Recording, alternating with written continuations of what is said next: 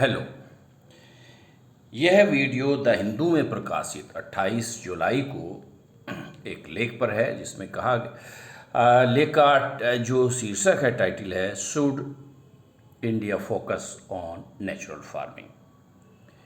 Natural farming जो है एक बार फिर न्यूज में है, क्योंकि हाल ही में जो बजट पास हुआ है उसमें जो फाइनेंस मिनिस्टर हैं, वित्त मंत्री निर्मला सीतारमण जी, तो उन्होंने अपने बजट प्रस्तावों में इस चीज़ का उल्लेख किया है और उनका ये कहना है कि आने वाले समय में अधिक से अधिक किसानों को इसमें जोड़ा जाएगा और बजट में जो टारगेट है कि अगले 2 वर्षों में 1 करोड़ किसानों को इस ओर उन्मुख किया जाएगा। तो इस वीडियो में हम देखेंगे कि क्या कहते हैं कि नेचुरल फार्मिंग, प्राकृतिक खेती क्या होती है, क्या भारत में इसका जो है लागू किया जा सकता है व्यापक रूप से, और साथ ही कुछ दूसरे देश में का अनुभव भी शेयर किया जाएगा। जैसे मैंने कहा, ये जो वीडियो है द हिंदू में प्रकाशित एक लेख पर आधारित है।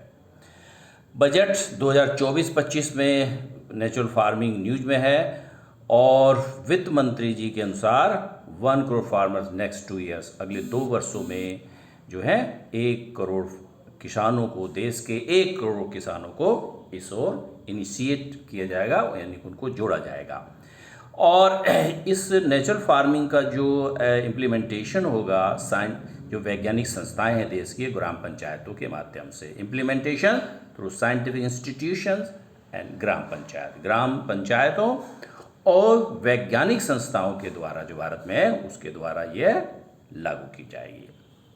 अब डिस्कस करते हैं कि नेचुरल फार्मिंग क्या है। What is natural farming?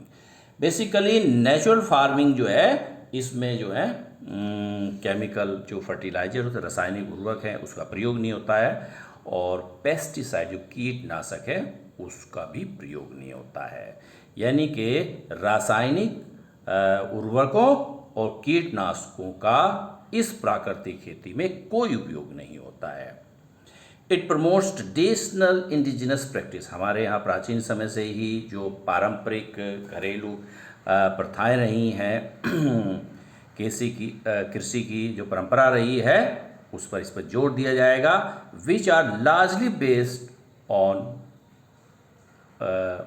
Farm biomass. जो खेत पर जो बायोमास है, बायोमास का मतलब है कि जो पेड़ पौधे हैं वहाँ पर जो उनके कृषि अवशिष्ट हैं, जैसे पुआल है, पत्ते हैं, तने हैं, डंठल हैं, उनको ही प्रयोग करके उर्वरक के रूप में प्रयोग किया जाएगा। यानी कि जो एग्रीकल्चरल बायोमास है, जो कृषि बायोमास है, उसका जो है प्रयोग किया जाएगा। यानी कि खेत पर ही जो बायोमास उपलब्ध है, जैसे बायोमास माने क्या है, जो फसल कटाई के बाद जो डंठल बचते हैं, तने बचते हैं और पत्तियां होती हैं, पुआल होते हैं, इस प्रकार से कि जो पेड़ पौधे होते हैं उनके जो अवशिष्ट पदार्थ होते हैं, जो उसी से बायोमास तैयार होता है और उसी को खाद के रूप में प्रयोग किया जाएगा। अच्छा, use of on farm cow dung urine formulation. गाय का जो गोबर है और मूत्र है उसके मिश्रण से तैयार किया जाएगा, उर्वरक तैयार किया जाएगा। ये भी प्राकृतिक संसाधन है।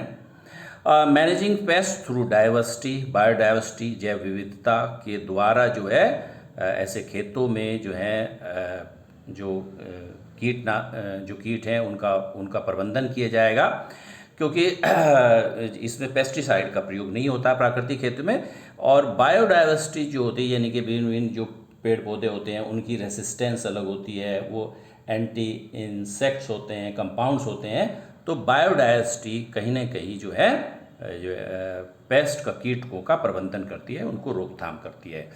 तो अच्छा, ऑन फार्म बॉटनिकल कॉन्कॉक्शंस, यानी कि जो वानस्पतिक मिश्रण है उसका भी प्रयोग किया जाएगा। अच्छा, exclusion of all synthetic chemical inputs, जो है सिंथेटिक जो रासायनिक आगत है यानी कि उसमें प्रयोग होते हैं, प्रत्यक्ष अप्रत्यक्ष रूप से किसी भी प्रकार से कृत्रिम रासायनिक पदार्थों का इसमें प्रयोग नहीं होगा। इनपुट्स माने उसमें जो चीज़ लगाई जाए उसमें एक प्रकार से आगत होती है जो, यानी कि चाहे वो केमिकल हो, जो है केमिकल फर्टिलाइज़र हो या पेस्टिसाइड्स हो, तो ये कहीं ना कहीं केमिकल कंपाउंड्स होते हैं, इनसे प्रत्यक्ष या अप्रत्यक्ष रूप से बचा जाएगा। Emphasis on improving natural nutrient cycling, और जो मिट्टी में जो पोषक तत्व हैं उनका जो एक प्रकार से चक्रण है वो प्राकृतिक रूप से जो है उनका जो न्यूट्रिएंट है पोषक तत्वों का जो है प्राकृतिक रूप से चक्रण होगा। उसमें कोई बाह्य कृत्रिम संसाधनों के द्वारा जो है खासकर रासायनिक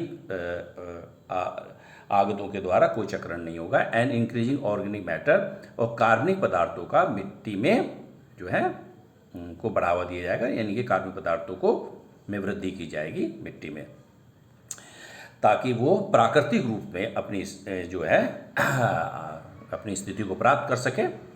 इसके जो बेनिफिट्स होंगे नेचुरल फार्मिंग के, रेस्टोरेशन ऑफ सोयल फर्टिलिटी, इससे जो है मिट्टी की उर्वरकता को पुनः शक्ति मिलेगी, पुनः वो अपनी क्या कहते हैं जो उसने उर्वरकता केमिकल पदार्थों के केमिकल जो रासायनिक उर्वरकों के उपयोग के कारण जो अपनी उर्वरकता खो दी है उसको पुनः प्राप्त किया जा सकेगा नेचुरल फार्मिंग के द्वारा। एंड एनवायरमेंटल है, और जो पर्यावरण नुकसान है, जो पर्यावरण को जो हानि हो रही है उसको भी रोका जा सकेगा, वो भी पुनः अपनी एक प्रकार से पर्यावरण का स्वास्थ्य भी जो है इम्प्रूव होगा। Reducing green house gas emissions, और नेचुरल फार्मिंग से जो ग्रीन हाउस गैसेस का उत्सर्जन है जो है वो भी कम होगा। अच्छा, आगे देखते हैं। लेकिन ये रहा इतनी आसान नहीं है, चैलेंजेस भी हैं, कुछ चिंताएं हैं, कंसर्न्स माने चिंताएं हैं। कैसे है? Large scale transition from chemical farming to natural farming. जैसे इस वक्त जानते हैं भारत में रासायनिक उर्वरकों का प्रयोग होता है, केमिकल फर्टिलाइजर्स का प्रयोग होता है, पेस्टिसाइड्स यूज होते हैं, इंसेक्टिसाइड्स यूज होते हैं। तो ये एक व्यापक, और ख़ासकर हम भारत एक बहुत बड़ा देश है और विश्व की सबसे ज़्यादा जनसंख्या भारत में ही निवास है। तो ये एक आसान नहीं होगा कि हम रासायनिक कृषि से जो है प्राकृतिक कृषि की ओर जो हम ट्रांजिशन करें, हम जो है संक्रमण हो, हमारा जो मूवमेंट हो वो इतना आसान नहीं होगा। भारत जैसे देश में which has a huge population, it's not an easy task. ये आसान कार्य नहीं होगा क्योंकि यहाँ की पॉपुलेशन बहुत ज़्यादा है। 49% डिक्लाइन, ये ICAR की एक फाइंडिंग्स हैं, खोज है, मतलब उन्होंने ये पाया है रिसर्च में। 59% decline in wheat yield and 32% decline in basmati rice yield. यदि हम नेचुरल फार्मिंग की तरफ अग्रसर हुए हैं तो एक रिसर्च में पाया गया है कि इससे जो गेहूं की पैदावार है उसमें 59% की गिरावट आई है, और बासमती चावल में 32% की जो है। हालांकि इसमें एक दूसरी संस्था के द्वारा जो किया गया है वो थोड़ा सा एक अलग पिक्चर प्रस्तुत करता है, लेकिन ICAR का जो व्यू है वो ये है।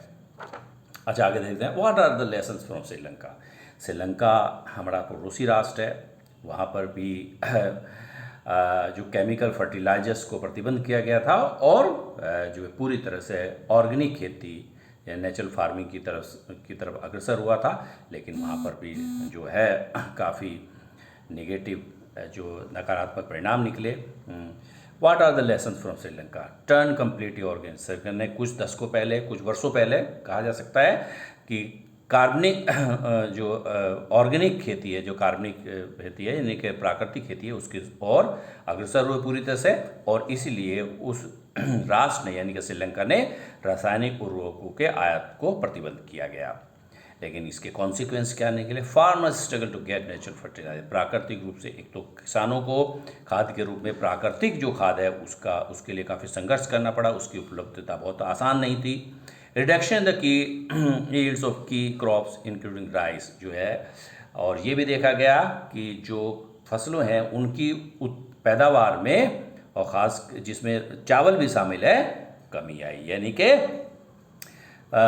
रासायनिक उर्वरक से प्राकृतिक खेती की तरफ जो उन्मुख हुआ अमेरिका, जो श्रीलंका, वहाँ पर ये देखा गया है कि जो फसलों के पैदावार में भी गिरावट आई, putting the country's food security at risk, और इससे पूरे राष्ट्र की जो है खाद्य सुरक्षा को खतरा पैदा हुआ। Huge protest and unrest due to sharp price escalate, क्योंकि पैदावार कम हुई इसलिए जो क्या कहते हैं खाद्य पदार्थ हैं उनकी कीमतों में वृद्धि हुई, और इसी के कारण जो है कीमतों में वृद्धि के कारण वहाँ पर लोगों ने जो है आंदोलन किया, लोगों ने इसका विरोध किया, और बड़ी ही एक प्रकार से अशांत स्थिति रही, यानी कि विद्रोह अशांत स्थिति रही। लोग बाग जो हैं इससे, क्योंकि कीमतों में वृद्धि का आम लोगों पर विपरीत प्रभाव पड़ा और इसका उन्होंने विरोध किया। अच्छा, आगे देखते हैं what is the way forward, आगे क्या मार्ग है, क्या इसका सॉल्यूशन है। इसमें एक्सपर्ट का व्यू है, क्या करें। Natural farming could be beneficial at a localised level, एक स्थानीयगत लोकल लेवल पर ही हो सकती है, क्योंकि भारत जैसे विशाल राष्ट्र जिसकी जनसंख्या विश्व में सबसे ज़्यादा है, वहाँ पर प्राकृतिक खेती जो है संभव नहीं होगी। Adopting natural farming could be beneficial at localised level स्थानीय, but in a populous country like India adopt natural farming at large scale may not be successful model जो है, ये एक्सपर्ट का व्यू है, ये सफल नहीं हो सकती, क्योंकि भारत एक विशाल राष्ट्र है और रसायनों पर आधारित खेती से, केमिकल बेस्ड जो एग्रीकल्चर है, फार्मिंग है, उससे हम नेचुरल जो फार्मिंग की तरह अगर हम और हमारा ओरिएंटेशन होता है, उन्मुख होते हैं, तो भारत जैसे विशाल राष्ट्रों के लिए ये प्रैक्टिकल नहीं है, और ये एक्सपर्ट का व्यू है कि ये एक सक्सेसफुल मॉडल नहीं होगा। Food security is a major concern, उन्होंने कहा खाद्य सुरक्षा एक मुख्य मुद्दा होगी। If we adopt natural farming for cereal, यानी कि अनाजों के प्रति यदि हम खासकर जो स्टेपल है, यानी कि गेहूँ स्टेप और वीट एंड राइस जो है हमारे यहाँ मुख्य खाद्य पदार्थ हैं, यदि हम नेचुरल फार्मिंग उन सीरियल का मतलब होता है खाद्यान्न, फूड ग्रेन्स, तो अगर हम गेहूं और चावल जैसे खाद्यान्नों के क्षेत्र में प्राकृतिक खेती की ओर उन्मुख होते हैं, तो निश्चित रूप से भारत की जो है खाद्य सुरक्षा प्रभावित होगी। We shall be able to feed only around 1/3 of population, ऐसी स्थिति में हम पूरे राष्ट्र की 1/3 जनसंख्या को ही भोजन उपलब्ध करा पाएंगे यदि हम ऐसा करते हैं। Wheat and rice are our staple food, वो हमारे मुख्य खाद्यान्न है, मुख्य भोजन में आते हैं चावल और गेहूँ। Growing these crops through natural farming, इन फसलों को प्राकृतिक खेती के माध्यम से प्राप्त करना could result in lower yields, इसका सीधा परिणाम होगा कम पैदावार, and hence it is not advisable unless scientific study are conducted on yields. जब और ये इसलिए जो है इस मामले में परामर्श नहीं दी जा सकती है जब तक कि वैज्ञानिक अध्ययनों का जो है वैज्ञानिक जो अध्ययन ना किए जाए इस पर कि पैदावार पर क्या प्रभाव पड़ता है, कैसे प्रभाव पड़ता है। तो कहने मतलब साइंटिफिक स्टडी की बहुत ज़रूरत है, तभी हम इसकी ओर उन्मुख हों तो ज़्यादा जो है वो होगा, सार्थक कदम होगा। सप्लीमेंट्री फूड स्टफ्स में B grown through natural farming, expert का ये व्यू है कि जो पूरक खाद्यान्न है, खाद्य पदार्थ हैं, फूड स्टॉक है, जो स्टेपल नहीं है, यानी कि गेहूँ और चावल जैसे नहीं है, और दूसरे जैसे ज्वार बाजरा वगैरह हो सकते हैं, जो और बहुत सारी फसलें होती हैं, उनको हम नेचुरल फार्मिंग से ग्रो कर सकते हैं। फिलहाल भारत जैसे विशाल राष्ट्र के लिए प्राकृतिक खेती की ओर उन्मुख होना, जहाँ पर गेहूँ और चावल पर ही लोग की मुख्य रूप से उनका खाद्यान्न, उनका जो भोजन निर्भर है, एक निश्चित रूप से भारत के लिए ये भारत के संदर्भ में एक उचित कदम नहीं होगा, ये विशेषज्ञों का मानना है। ओके।